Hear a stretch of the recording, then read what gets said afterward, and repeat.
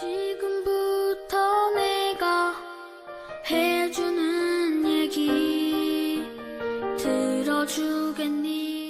할렐루야. 5월 21일 금요일 저녁 기도의 시간입니다. 오늘도 하나님 말씀 붙잡고 기도하는 시간 갖도록 하겠습니다. 먼저 하나님 말씀 보시겠습니다.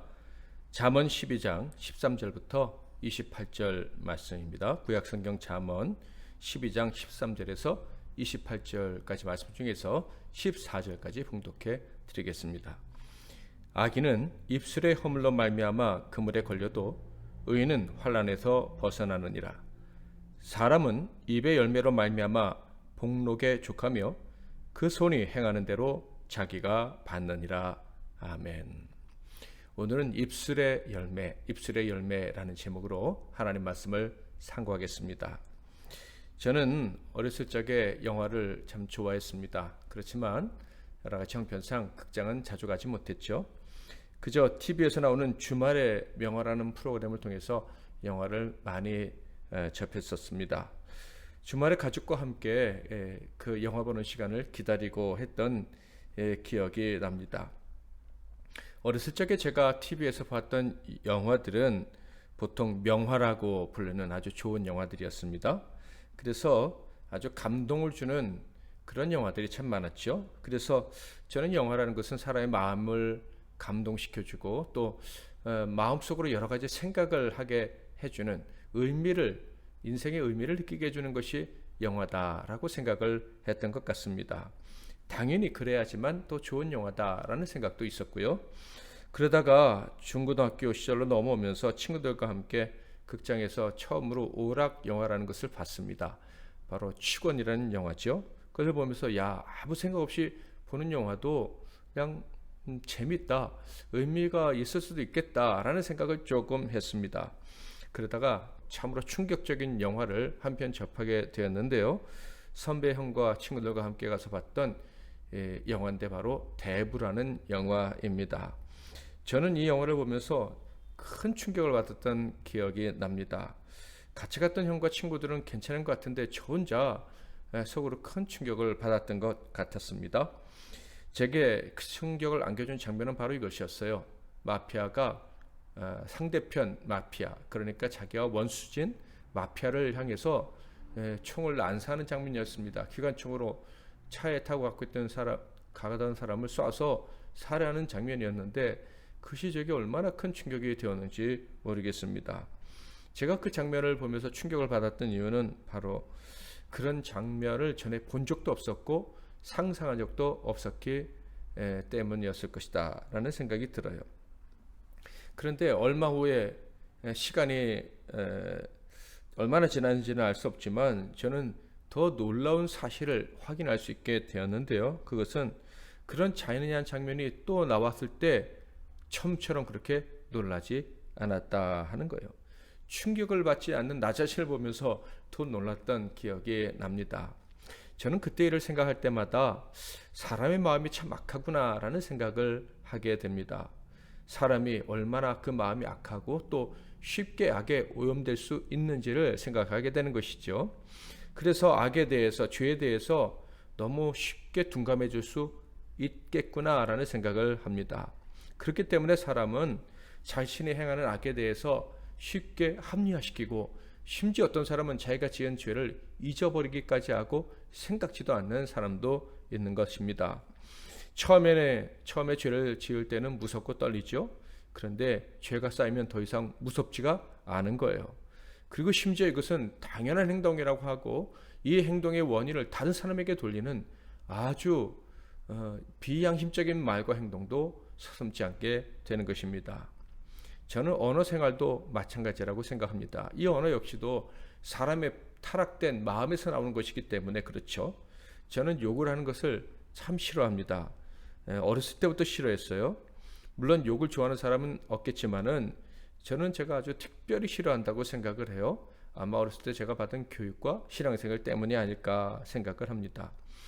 그런데 군에 입대했을 때 저는 사람들이 말 끝에 말 시작에 언제나 욕이 들어가는 것을 보고 참 거북해 할 수밖에 없었습니다.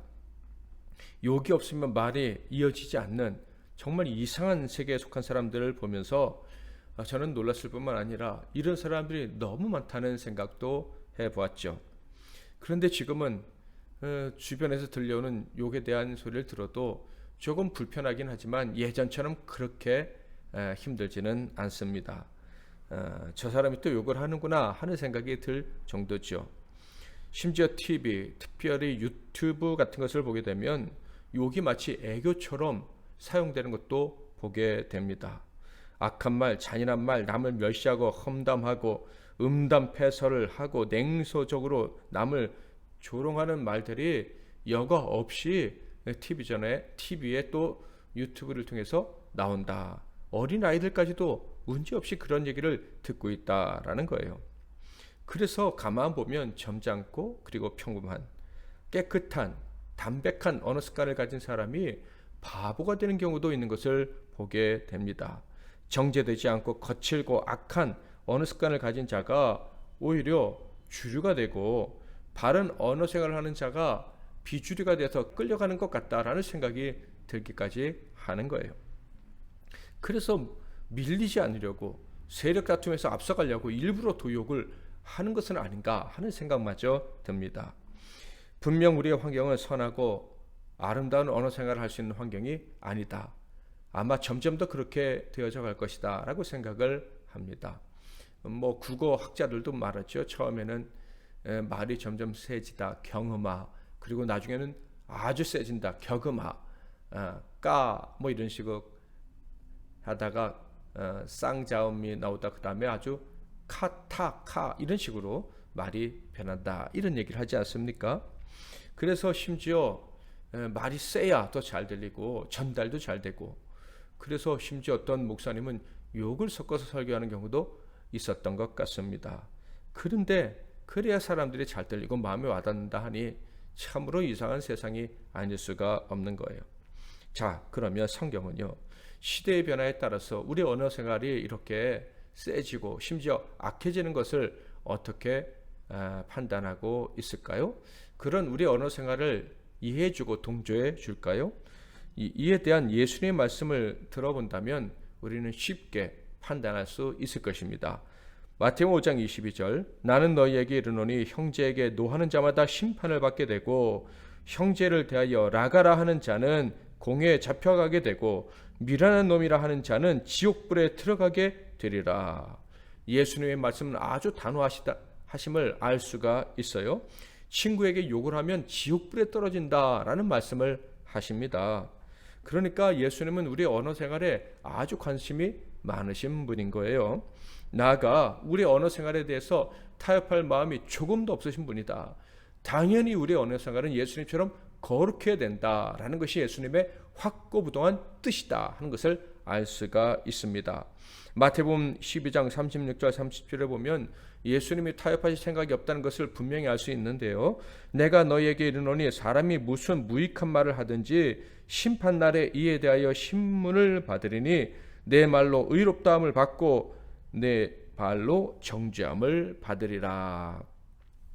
사람의 말은 반드시 심판대에 서게 된다라는 것입니다. 사람의 의로움과 악함, 그러니까 그들의 운명이죠. 심판대에 악하다 혹은 의롭다라고 판명이 나는 그 순간에 그가 어떻게 말을 했는가, 그의 언어 생활이 어떠했는가, 그것이 중요한 판단 요인이 된다라는 말씀입니다. 그러니까 우리가 지옥에 떨어지기를 원치 않으시는 하나님, 우리가 무서운 심판을 받지 않기 원하시는 예수님은 당연히 우리의 말, 우리의 언어 생활이 아름답기를 원하시는 거예요. 예수님께서 이렇게 말씀하신 근거가 무엇입니까? 마태복음 12장 34절 35절에 나와 있지요. 독사의 자식들아, 너희는 악하니 어떻게 선한 말을 할 수 있느냐? 이는 마음에 가득한 것을 입으로 말함이라. 선한 사람은 그 쌓은 선에서 선한 것을 내고 악한 사람은 그 쌓은 악에서 악한 것을 내느니라. 사람의 말과 그리고 사람의 그 속사람은 다르지 않다는 것이 예수님의 생각인 거예요. 그러니까 속사람과 다른 언어 생활은 불가능하다. 그러니까 속사람이 깨끗하다면 당연히 아름다운 말, 선한 말이 나와야 되는 거예요. 그런데 만약에 사람이 악한 말을 낸다 하면 그 사람의 속이 깨끗하지 않은 거예요. 주님은 우리의 속사람이 깨끗하게 되었으니 당연히 아름다운 말이 나와야 된다고 생각을 하고 계십니다. 여러분도 이 주님의 뜻에 온전히 동의하시죠? 그럴 수 있기를 바랍니다. 그러므로 지혜의 사람, 진리로 지혜를 가르치시는 예수님을 따르는 사람이라면 반드시 자기의 언어 생활이 거룩해야 된다는 것을 잊으면 안 됩니다. 그 입에서 언제나 지혜로운 말, 살리는 말, 생명의 말이 나와야 하는 거예요. 더럽고 악한 말, 사람을 죽이는, 사람을 실망시키는 말, 사람을 낙심하게 하는 이 말이 나와서는 안 되는 거예요. 그런 말은 내 안에 계시면 나의 주인이 되신 주님을 실망시키는 말이고 성령님을 소멸시키는 말이 되는 거예요. 지혜를 사랑하고 지혜에 순종하는 저와 여러분은요, 언제나 거룩한 언어 생활을 해야만 하는 것입니다. 잠언 12장에서는 바로 의로운 언어 생활만이 하나님의 기쁨이 되고 복을 받는 이유가 된다는 것을 강조하고 있습니다. 13절 14절 악인은 입술에 허물러 말미암아 그물에 걸려도 의인은 환난에서 벗어나느니라. 사람은 입의 열매로 말미암아 복록에 족하며 그 손이 행하는 대로 자기가 받느니라. 의인은 복을 받는데 바로 그 입술의 열매 때문에 복을 받는다. 그의 언어 생활로 말미암아 복을 받게 된다라고 말씀하고 있습니다. 그의 말이 아름답기 때문에 그가 복을 받는데 그 복이 한두 개가 아니라 목록으로 기록할 수 있답니다. 그 복의 목록이 너무나도 만족스러운 그런 삶이 바로 언어 생활을 올바로 하는 사람에게 주어진다라는 말씀인 것입니다. 나아가 그의 말이 아름답기 때문에 그의 손의 행동도 아름답고 그의 손의 열매도 아름다울 것이다 라고 말씀을 하시고요. 그래서 이 사람은요, 심판의 날이 찾아와도 망하지 않고 환난에서 건짐을 받는다. 그 아름다운 사람을 하나님이 책임져 주신다라고 말씀을 하고 있어요. 이에 비해서 악한 말을 하는 사람은 어떻다라고 말씀하고 계십니까? 그물에 걸리게 된다고 합니다. 자유롭게 살아간다고 생각하고 착각하고 있겠죠. 그러나 그 입의 말이 아름답지 못한 사람은 결국 함정에 빠지게 되고요. 그 함정에 빠져서 고통과 절망 가운데 소멸된다. 영원한 고통에서 헤어나오지 못한다라고 말씀하고 있습니다. 예수님이 앞에서 말씀하신 것처럼 심판을 받게 된다. 저주로 그 대가를 치르게 된다라는 말씀인 것입니다. 이렇게 그 입의 말로 말미암아 하나님을 실망하게 만들고 그 인생이 복록을 작성할 수 있는 인생이었는데 도리어 저주스러운 인생을 산 사람들이 있습니다. 누굽니까? 바로 출애굽 당시의 사람들입니다. 그 사람들은요, 참으로 놀라운 은혜를 입은 사람들이었죠. 그들의 조상은요, 애굽에 오기 전에 죄악을 저질렀던 사람들입니다. 곧 야곱의 아들들로서 요셉의 10명의 형들, 그들은요 거짓말하는 사람들이었어요. 악을 행하는 사람들이었습니다. 동생을 죽이려고 했고요, 죽인 것과 마찬가지로 그의 집에서 영원히 쫓아냈습니다. 그 동생을 애굽으로 가는 상인에게 팔아버렸어요. 그리고 나서 아버지께 뭐라고 했죠? 죽은 것 같다고 거짓말을 하고 그 거짓말이 들통나지 않은 채 수십 년을 지냈던 사람들이 그들입니다. 그럼에도 불구하고 그들은 애굽에서 영화를 누리게 됩니다. 하나님의 은혜로 큰 구원으로 그들을 살려주신 것이죠.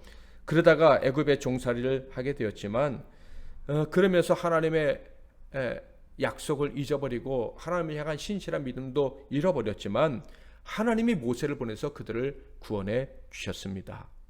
하나님이 왜 그들을 구원해 주셨습니까? 하나님의 언약의 신실함 때문입니다. 하나님이 약속하신 것은 반드시 이루시는 그 하나님의 신실하심 때문에 그들의 완악함과 그들의 어리석음과 그들의 망각의 죄악에도 불구하고 그들을 구원해 내셨다 하는 거예요. 하나님은 모세를 보내서 그들을 구원하심으로 하나님은 말씀하신 바 그 언약의 말씀을 반드시 지키신다는 것을 보여주셨습니다. 430년 전에 아브라함 그들의 조상에게 하신 말씀을 이루어 주셨다 하는 거예요. 그 은혜로운 말씀 때문에 그 약속을 지키시는 하나님의 그 신실하심 때문에 신앙이 바닥까지 떨어진 그들이 구원받을 수 있었다. 게다가 그들은요 모세를 믿지 않았고요, 또 믿었다가 불신하기를 반복했습니다. 심지어 모세를 대적하는 일까지 행했습니다. 그럼에도 불구하고 결국 그들은 애굽에서 건진받을 수가 있었죠. 하나님께서는 그들에게 하나님의 말씀의 신실함을 확인시켜 주셨습니다. 그리고 나서 그들에게 한 가지를 요구하셨죠. 그것은 하나님이 그들에게 약속을 지키셨듯이 그들도 하나님과 약속하고 지키기를 원하셨다 하는 거예요. 그래서 율법을 주시고 그 율법을 지키라고 요구를 하셨고, 백성들은 알겠습니다, 그 약속을 지키겠습니다 라고 하나님 앞에 서약을 했던 거예요. 그들의 입에 다시는 거짓이 없도록 하겠다고, 약속한 것을 지키겠다고 했던 것입니다. 그런데 그들의 모습이 어떠했나요? 그들은 약속을 지켰나요? 놀라운 은혜로 출애굽한 후 그들은 그들의 입술로 하나님과 맺은 언약을 지킨다는 것을 증명할 때가 찾아왔습니다. 바로 가나안 땅에 입성하기 전 정탐꾼을 보냈던 때였습니다. 정탐꾼이 돌아와서 보고할 때 그들은 그들의 입술로 하나님의 신실하신 것 같이 하나님을 향한 신실한 믿음을 보여줘야만 했습니다. 그런데 이렇게 보고했죠. 민수기 13장 32절 33절 이스라엘 자손 앞에서 그 정탐한 땅을 악평하여 이르되 우리가 두루 다니며 정탐한 땅은 그 거주민을 삼키는 땅이요 거기서 본 모든 백성은 신장이 장대한 자들이며 거기서 네피림 후손인 아낙 자손의 거인들을 보았나니 우리는 스스로 보기에도 메뚜기 같으니 그들이 보기에도 그와 같았을 것이니라. 12명의 정탐꾼 중에 10명이 한 말입니다. 먼저 그들은 그 정탐한 땅, 곧 하나님이 약속하신 젖과 꿀이 흐르는 땅이라고 하신 그 땅을 악평했다라고 이야기를 합니다. 그렇다면 하나님이 거짓말을 하셨다라는 말이 되는 거예요. 모세가 거짓말을 했다라는 말이 되는 것입니다. 하나님이 얼마나 신실하신지 보여주셨지만 그들은 하나님이 신실하다는 말을 하고 있지 않은 거예요. 나아가서 그들은 하나님이 강하게 하신 그들 자신을, 이스라엘 백성 자신, 이스라엘 민족 자신을 폄하했습니다. 바로를 꼼짝 못하게 하고 가나안을 정복할 이스라엘의 군대를 하나님이 만드신, 하나님이 세우신 군대를 깎아내렸다 하는 거예요. 그 입술로 말이죠. 이는 곧 하나님을 부정한 말이고 하나님의 약속을 부정한 말이고 하나님 앞에서 믿음을 지키겠다고 약속한 그것을 부정한 말입니다. 그들의 입술로 약속을 깬 거예요. 그리고 이 보고에 대한 백성들이 반응한 모습이 바로 이어서 나옵니다. 14장 민수기 14장 1절부터 4절 온 회중이 소리를 높여 부르짖으며 백성이 밤새도록 통곡하였더라. 이스라엘 자손이 다 모세와 아론을 원망하며 온 회중이 그들에게 이르되 우리가 애굽 땅에서 죽었거나 이 광야에서 죽었으면 좋아했을 것을 어찌하여 여호와가 우리를 이 땅으로 인도하여 칼에 쓰러지게 하려 하는가? 우리 처자가 사로잡히려니 애굽으로 돌아가는 것이 낫지 아니하랴. 이에 서로 말하되 우리가 한 지휘관을 세우고 애굽으로 돌아가자 하매. 하나님이 이스라엘 백성들 그리고 그 12명의 정탐꾼에게 고대했던 바는 어떤 것이었을까요? 그들의 입에서 나오는 말, 어떤 말? 찬양과 그리고 승리를 기대하는 함성, 이런 것들을 하나님이 기대하셨을 거예요. 하나님의 약속이 성취된다, 하나님의 약속의 성취가 가까이 왔다라고 외치는 희망의 소리를 하나님이 기다리고 계셨던 것입니다. 그렇지만 그들은 울부짖었습니다. 그것도 밤새 울부짖었다, 밤새 통곡했다, 성경에 기록되어져 있습니다. 심지어 어떤 사람은 애굽으로 돌아가는 것이 낫겠다고 말하기까지 했습니다. 하나님의 언약은 아무런 의미가 없다는 기가 막힌 말을 한 것이에요. 그들의 말은 단순한 불신의 말이 아니었고 하나님의 모든 언약의 말씀과 하나님이 행하신 모든 일들을 다 부정하는 악한 말이었던 것입니다. 하나님과 그분의 지혜의 말씀을 사랑하는 의인의 말이 나왔어야 했어요. 살리는 말, 희망의 말, 감사의 말, 소망의 말, 생명력이 넘치는 말, 영원히 죽지 않는 하나님의 권능을 인정하는 말, 그 생명을 사랑하는 말, 그런 말들이 나와야 했습니다. 그러나 그들의 입에서는 하나님과 그분의 지혜를 무시하는 말, 그들에게 주신 생명을 스스로 죽이는 악한 말만 튀어나오고 말았습니다. 그러므로 그들에게 복이 임할 수가 없게 된 것입니다.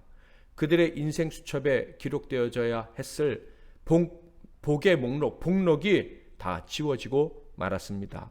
오히려 이제 그들이 받을 저주가 기록되게 생긴 것이죠.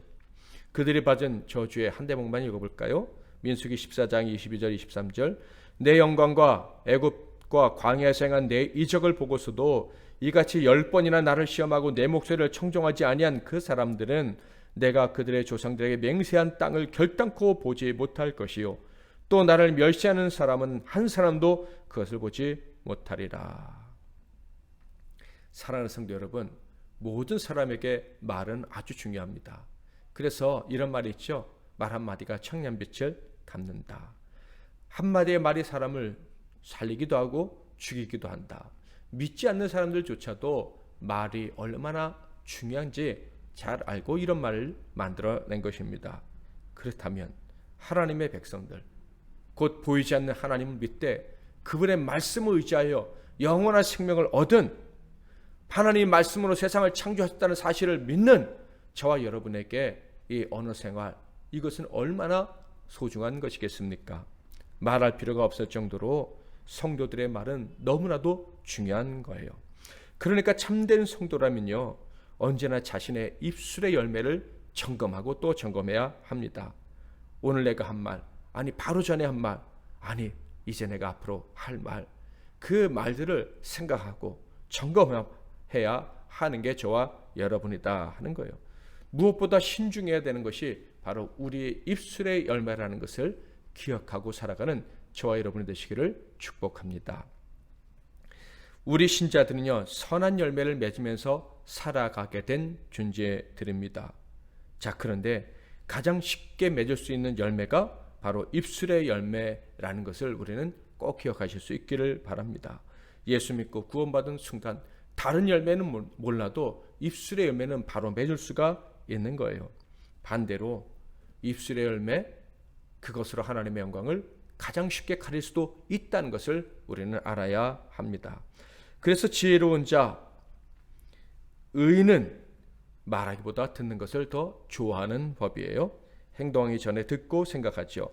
심지어 분노할 수밖에 없는 순간에도 생각하는 거예요. 분노하기 전에 인내함으로 할 말을 곱씹고 아름다운 말의 열매를 맺는 거예요. 15절 16절.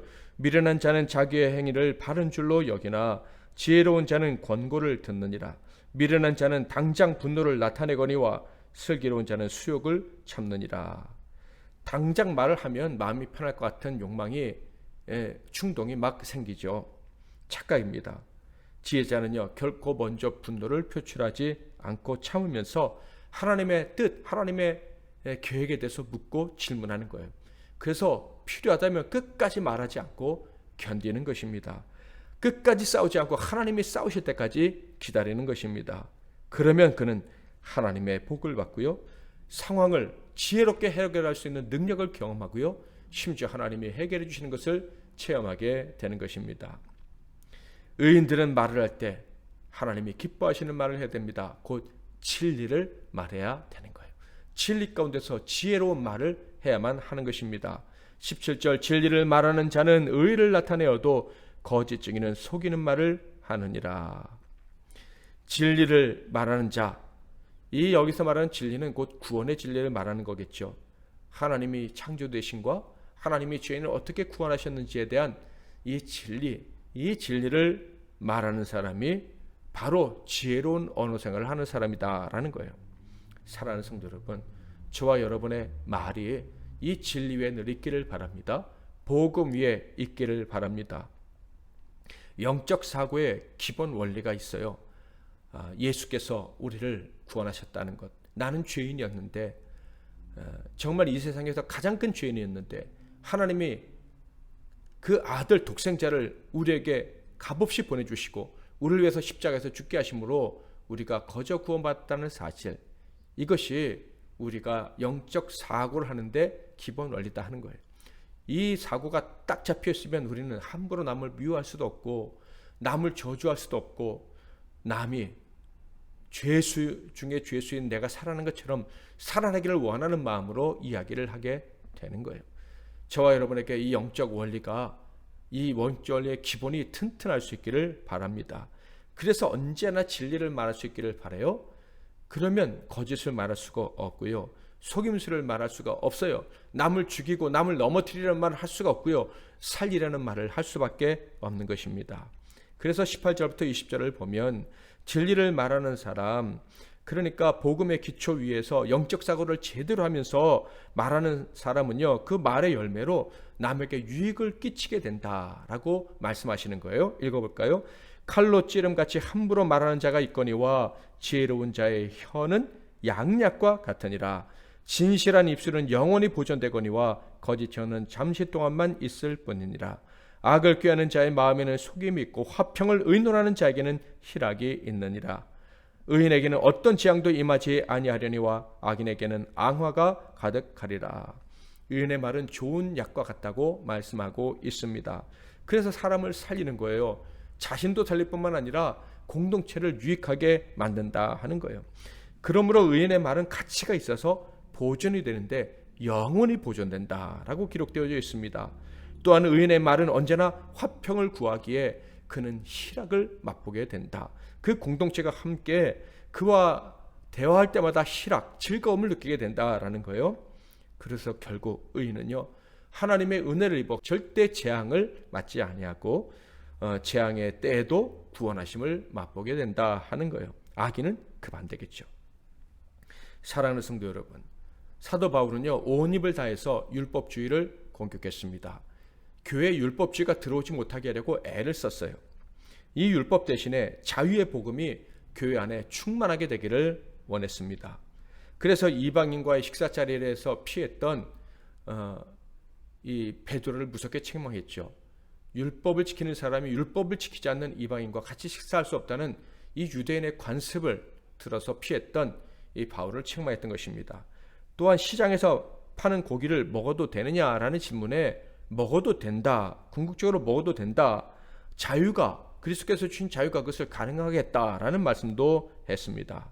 이것은요, 당시 유대인들에겐 너무나도 충격적인 말씀일 거예요. 정확한 비유는 아니지만은 주일 성수 안에도 다 복받고 천국 갈 수 있습니다 라고 말한다면 오늘날 성도가 다 뒤집어지겠죠. 그 정도로 충격적인 말인 거예요.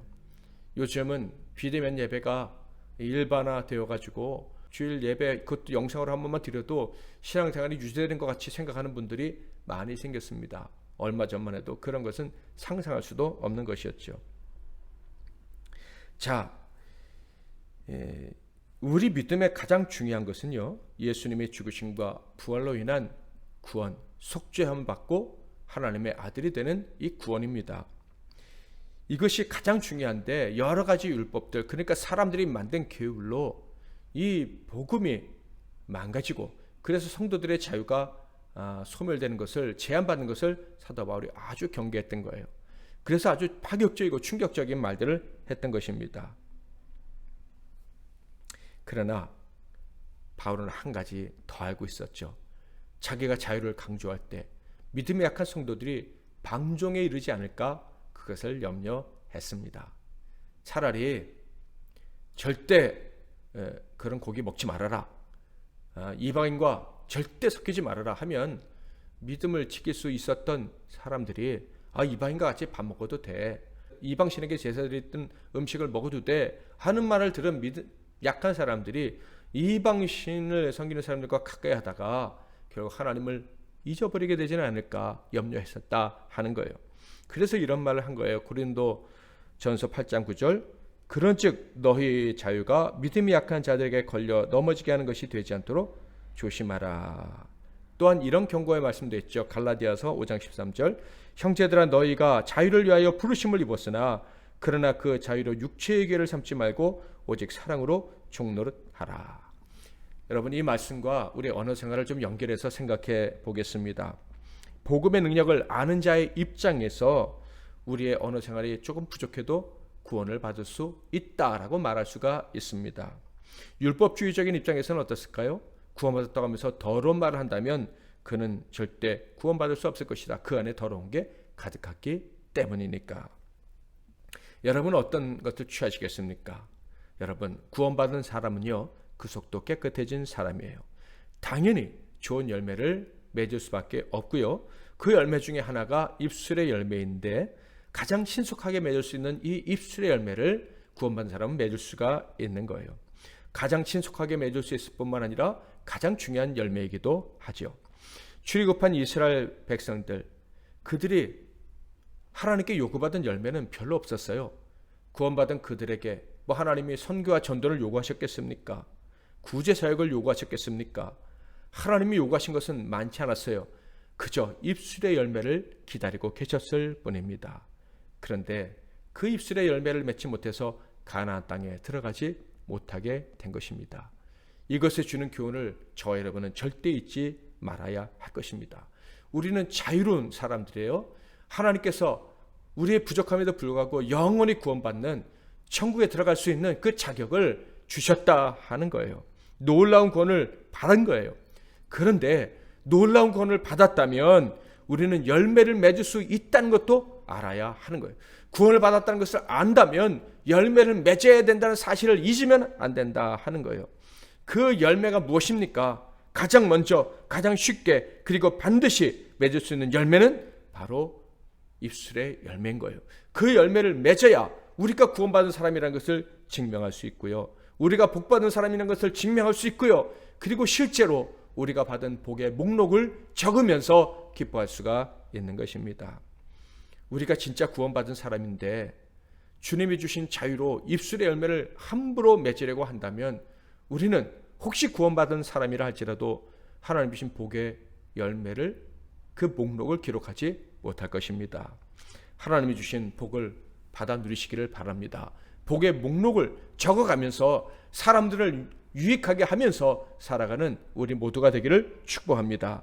그렇다면 이제 우리는 입술의 열매를 맺어야 된다는 것, 그것이 가장 먼저 맺어야 될 열매라는 것을 잊어서는 안 될 것입니다. 우리는 자유로 정직하게 말해야 되고 때로는 손해볼 것 같아도 정직하게 말함으로 하나님의 영광을 드러내고 사람을 살리고 모든 이들을 유익하게 해야 할 것입니다. 우리가 받은 구원, 우리가 받은 자유로 입술의 아름다운 열매를 맺을 수 있음을, 선한 열매를 맺을 수 있음을 기억하시고 그 입술의 열매를 잘 맺고 살아가는 저와 여러분이 되시기를 주님의 이름으로 축복합니다. 원하고 바라고 기도합니다. 찬양하고 기도하겠습니다. 이 세상을 살아가는 동안에 나의 힘을 의지할 수 없으니 기도하고 낙심하지 말 것은 주께서 참 소망이 되심이라. 하나님의 꿈이 나의 비전이 되고 예수님의 성품이 나의 인격이 되고 성령님의 권능이 나의 능력이 되길 원하고 바라고 기도합니다.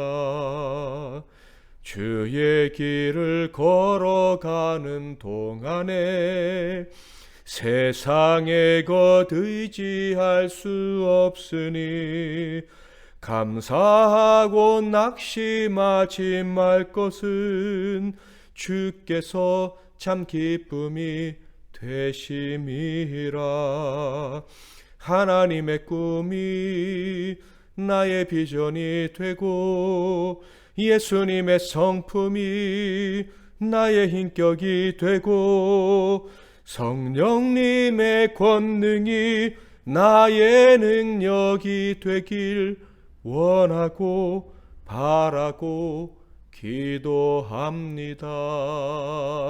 원하고 바라고 기도합니다. 오늘 입술의 열매라는 제목의 말씀을 들으셨는데요. 이 말씀 붙잡고 오늘 밤 마음껏 기도하시기를 바랍니다. 제가 먼저 잠깐 기도하고 여러분 각자 기도하시고 또 즐거운 행복한 저녁 맞이하시기를 바랍니다. 기도하겠습니다. 하나님 아버지, 우리를 하나님의 의와 사랑으로 불러주시고 하나님의 의로 거룩하다 해주시니 감사합니다.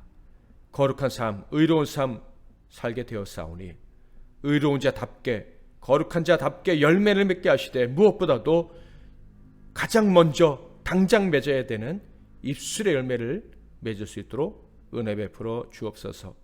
입술의 열매, 진리의 열매, 거룩한 열매가 우리의 입에서 늘 나오는 말미암아 사람들을 살리고 행복하게 만드는 우리 모두가 되게 하옵소서. 예수 그리스도의 이름으로 기도하옵나이다. 아멘.